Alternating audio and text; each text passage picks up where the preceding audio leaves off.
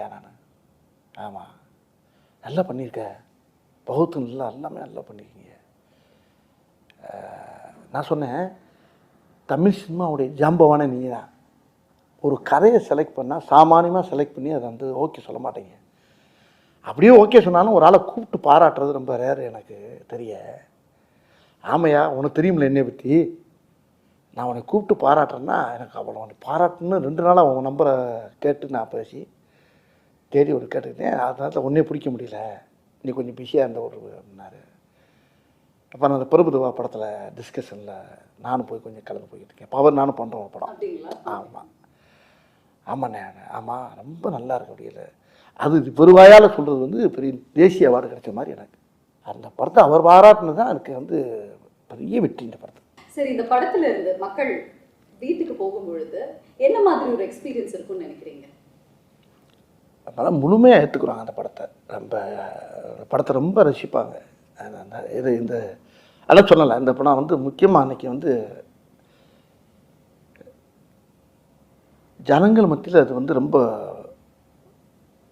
பெரிய உஷாரம் உண்டாக்கும். ஜனங்கள் மத்தியில் ஒரு விழிப்புணர்வு வரும், பெரிய உஷாரம் உண்டாக்கும்.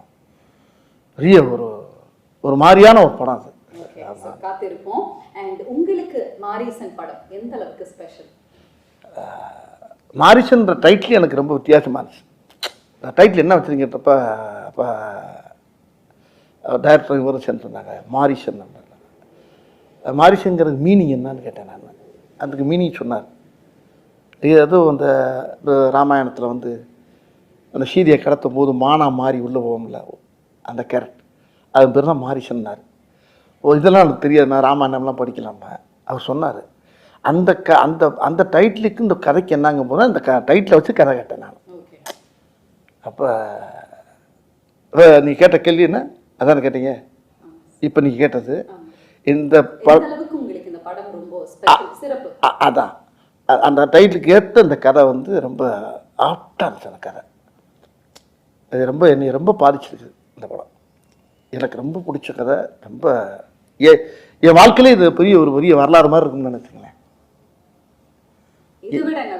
எனக்கு இது பெரிய ஒரு பெரிய மைல்கல். இது எத்தனையோ படம் பண்ணிக்கேன், வரிசையாக பண்ணிகிட்டே வந்திருக்கேன்.